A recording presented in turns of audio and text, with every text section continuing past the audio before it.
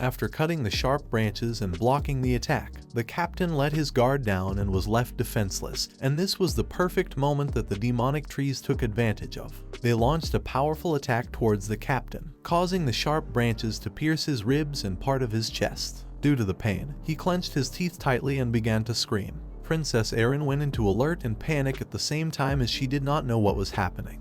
In a matter of seconds, her eyes filled with tears. With a sad look, she recognized the captain as Morris, the captain of the guards. The trees withdrew their sharp branches from inside Morris's body, causing him to fall to his knees on the ground. But just before his body could hit the ground, Erin approached and grabbed his body by the shoulders, preventing him from falling to the ground. Now he was very injured and bleeding from the mouth. Erin fell to her knees on the ground and with a scream asked him to wake up.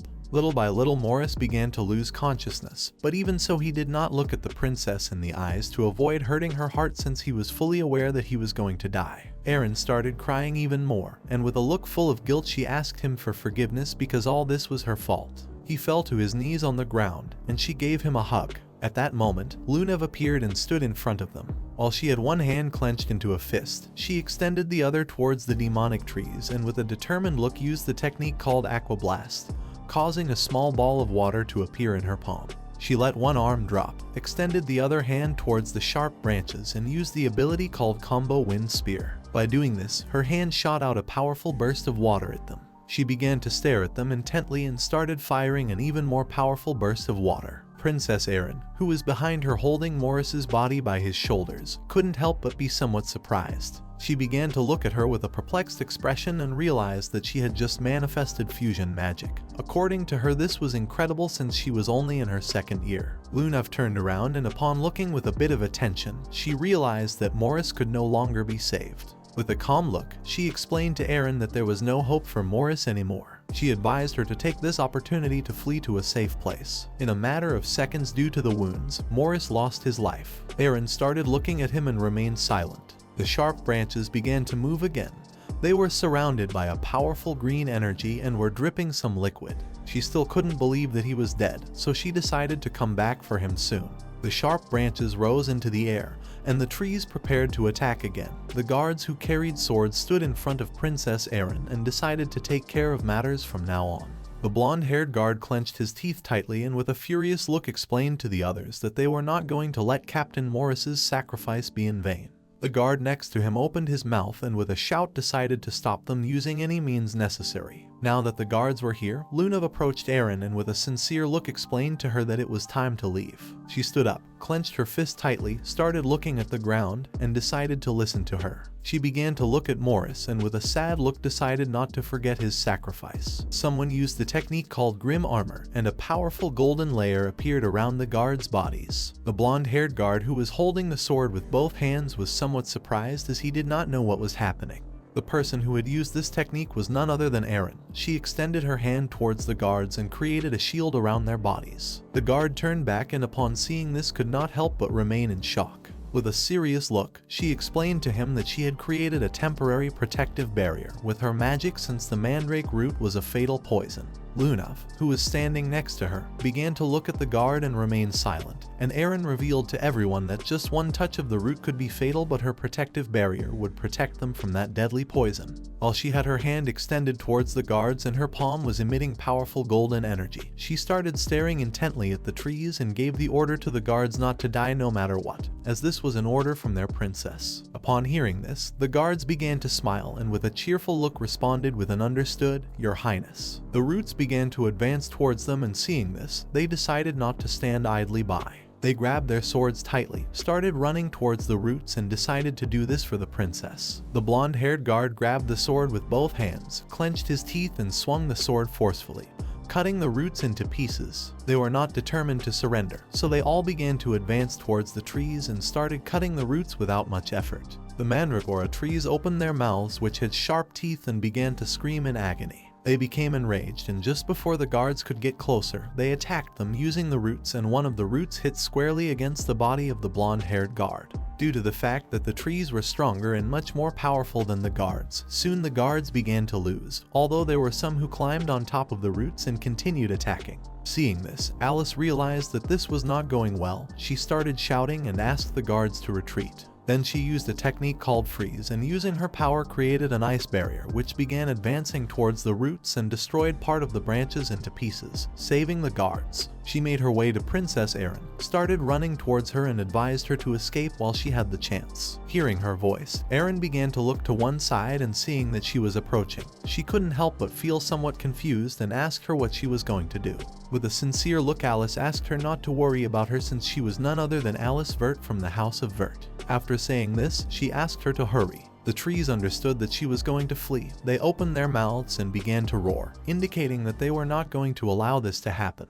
At that moment, a woman wearing red heels started climbing up the roots. This woman was none other than Saka. She jumped, drew her dagger, and launched some powerful cuts towards the trees with which she sliced the roots into pieces without much effort. She gripped the dagger tightly and began staring intently at the trees. She was an alchemy instructor at the academy, and fighting with a dagger risked exposing Mist's identity. The masked men had already massacred many guards and many innocents, and the demonic trees had also finished off the guards who were protecting the civilians. Saka no longer cared about exposing Mist's identity since now was not the time to worry about that. She used the fog blade ability called 8 fluttering petals. She started moving at an incredible speed and attacked the trees at their weak points. Several seconds later, she landed on the ground. The ice that Alice had created began to take effect. One of the guards, who had a hand and knees resting on the root and was sitting, started to look back, and seeing that the mandrake had stopped moving, gave the order to regroup and counterattack. But at that moment, a masked man jumped, appeared behind him, and with a penetrating gaze prepared to attack. Feeling his presence, the guard was in shock and with a terrified look thought this wasn't good. Just before the man could attack, someone counterattacked and cut his head in half. The person who had attacked was Saka. The lifeless body of the man fell on top of the root.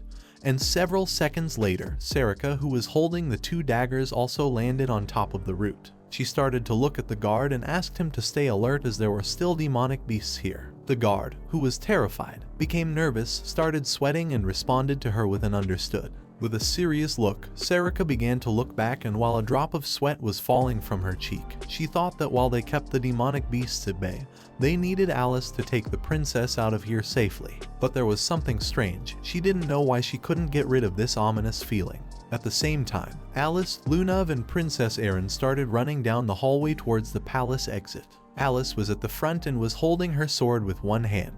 Erin began to look at her with a surprised look and started wondering if she was Cyan Vert's older sister. With a worried look, she began to wonder if Cyan was alright. While they were running, something emerged from the ground, shattering it into pieces. This was a demonic beast in the form of a golem. It started to stare at them and began to roar. They stopped running, and Alice was somewhat surprised to see that the demonic beasts had reached here. While with one hand she was holding the sword, she started staring at it, clenched her teeth tightly, and with an angry look thought that it was as if they knew where they were. She didn't know if now she would be able to win. This demonic beast was called Night Tracker, and it was a tall demonic beast. It was gigantic compared to her. While the smoke curtain was disappearing, it began to turn around. Erin decided to help Alice. She kneeled on the ground, put her hand on top of it, started looking at the demonic beast, and used the technique called chain, making a golden magic circle appear on the ground. Luna also decided to help. She extended her hands towards the beast and used the ability called Flame Spear,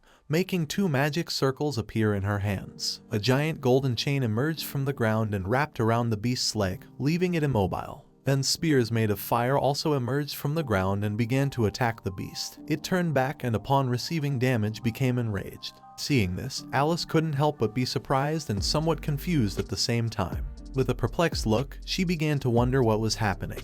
She turned back and saw how they too were the ones who had attacked the demonic beast. While Luna had both hands extended towards it, with a serious look, she told her that they were going to lend her a hand.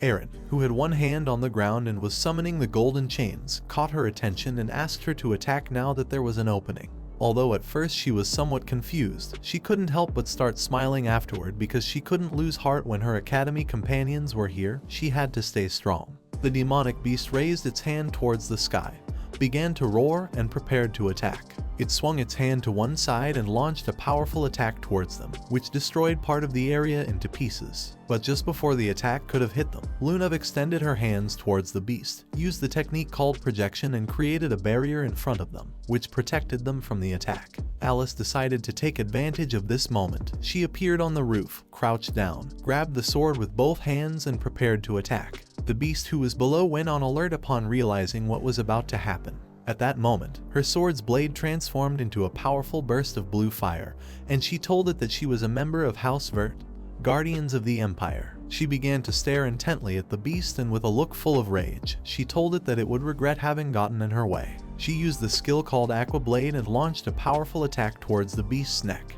Her attack hit its body squarely, causing it to fall to the ground. At the same time, in the banquet hall, Saka killed many masked men and finished off many demonic trees. Now there were a lot of corpses and roots lying on the ground. She approached a corpse, and while her hand was emitting a powerful energy, she began to look at it and started to question if this guy was the last of them. She took the mask from one of the men and slowly began to remove it. According to her, it looked like a demonic beast from the outside, but it was exuding a strange aura. Once she completely removed the mask, she was shocked to see what was in front of her eyes. This man was a zombie, or better known as a puppet. Someone had used forbidden magic which revived the dead and turned them into puppets. She stood up and remembered that this magic was not only forbidden but also difficult to use. Moreover, it also took an immense amount of magic and time to create these puppets. She started looking ahead with a calm gaze and came to the conclusion that preparing this quantity could not possibly have been the work of a single individual. With an uncertain look, she began to wonder if someone was planning to start a war. At the same time, somewhere else in the palace, more masked men appeared, but someone launched some powerful golden slashes towards them,